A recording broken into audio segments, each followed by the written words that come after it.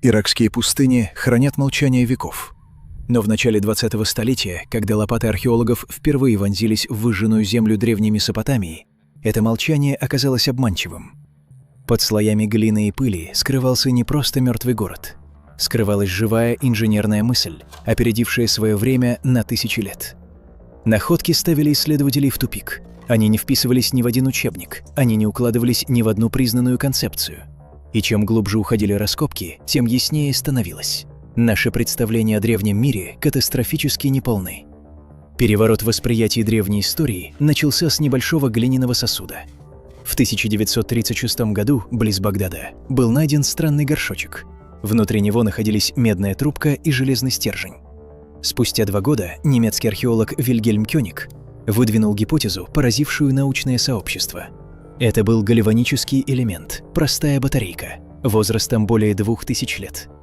Официальная наука поначалу отреагировала привычно, объявила находку аномалией, предположила ошибку датировки. Но таких аномалий становилось все больше, и игнорировать их было уже невозможно. Раскопки в фундаменте главного дворца Вавилона открыли систему, существование которой противоречило всей официальной хронологии цивилизации. Под многометровым слоем земли пролегала разветвленная сеть труб из обожженной глины, проложенная с инженерной точностью и соединенная герметичным составом на основе природной смолы. Трубы держали давление, вода текла по ним без потерь, не просачиваясь в грунт, не испаряясь под солнцем. Это был полноценный водопровод за 1000 лет до того момента, как история официально разрешила ему появиться. Один из инженеров экспедиции, проверив систему на практике, был краток: «Это работает». В доме состоятельного торговца под многолетним слоем пыли исследователи обнаружили стеклянные пластины, прозрачные, с характерным утолщением в центре. По всем академическим канонам, качественная стеклянная оптика была изобретена лишь в Средневековье, а стекло древнего мира считалось мутным и годным только для дешевых украшений. Но когда один из археологов случайно положил найденную пластину поверх глиняной таблички с мелкими знаками, буквы на ней стали огромными и четкими. Перед ним лежало увеличительное стекло, созданное мастером, который понимал законы преломления света за тысячелетия до того, как физика оформилась в науку. Этот маленький предмет переворачивал представление о том, как древние ученые изучали небо и текст. В одном из ремесленных цехов лежали пилы и сверла. Тысячелетия не оставили на них следов коррозии. Анализ состава поставил металлургов в тупик. Сплав не соответствовал ничему, что по официальной версии умели делать в ту эпоху. История настаивала на мягкой меди и бронзе. Гранит якобы обрабатывался трением и песком. Но следы на вавилонских каменных плитах говорили об ином. Глубокие ровные борозды, геометрически точные.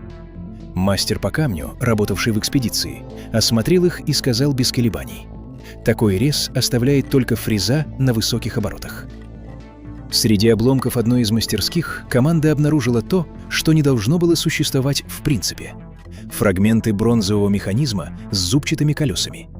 Сильно поврежденный временем, он, тем не менее, сохранял следы сложной кинематики. Учебники истории техники утверждают, что первые сложные механические устройства появились в Европе эпохи Возрождения. Но этот прибор, судя по всему, был создан для астрономических вычислений расчета движения планет. Он напоминал знаменитый антикитерский механизм, но был старше его на многие столетия. Старый рабочий привел профессора к месту, где после ливня провалилась земля. Там виднелся край массивной плиты, покрытой природной смолой. Дед этого рабочего называл это место «домом тишины», где жрецы якобы хранили голос неба. Под плитой оказалась небольшая камера с безупречной акустикой. Вдоль стен стояли высокие глиняные кувшины горлышками внутрь. Человек, вставший в центре и прошептавший слово, слышал его отраженным и усиленным, словно через мощный динамик. Инженеры экспедиции провели часы, изучая углы наклона стен и форму сосудов. Вывод был однозначен. Это была спроектированная акустическая система, зал для собраний, где голос не нуждался в усилении, физика делала все сама. На потолках глубоких залов без единого окна не было ни следа копоти. Если бы факелы горели здесь веками, камень был бы черным. Историки объясняли это регулярной уборкой, но разгадка оказалась куда изящнее. Во внутреннем дворике нашли остатки системы полированных бронзовых зеркал на подвижных подставках. Принцип работы восстановился мгновенно. Солнечный луч с улицы попадал на первое зеркало, затем передавался по цепочке отражений в самые дальние коридоры и залы.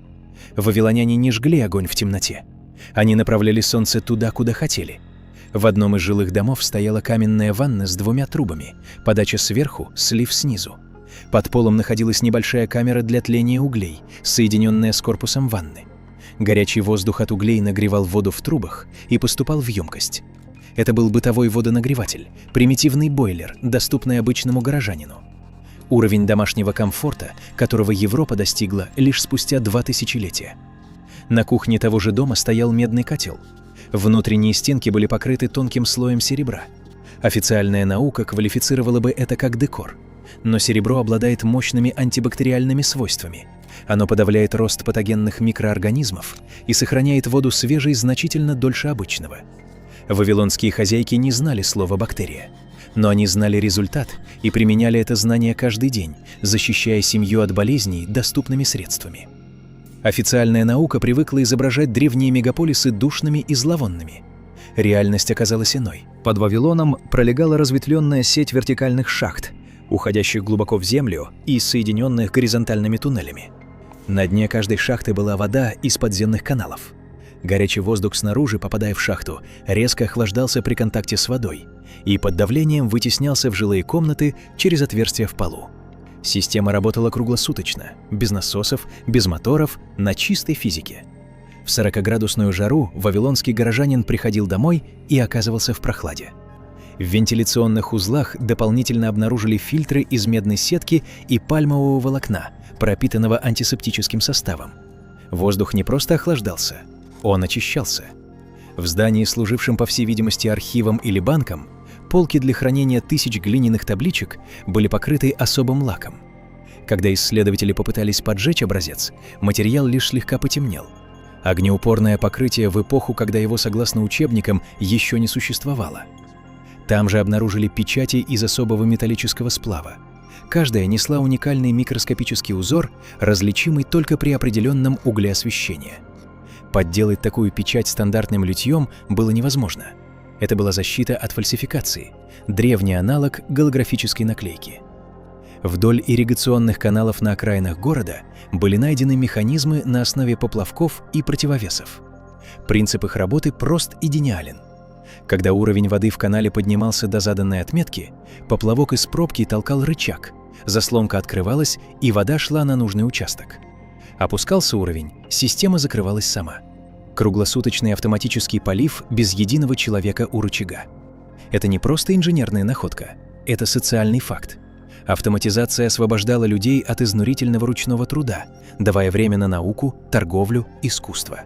Вавилон процветал не вопреки своим технологиям, а благодаря им. В одном из фундаментов была найдена металлическая капсула. Внутри лежал тонкий бронзовый лист с детальным планом города. Масштаб был соблюден с точностью до миллиметра.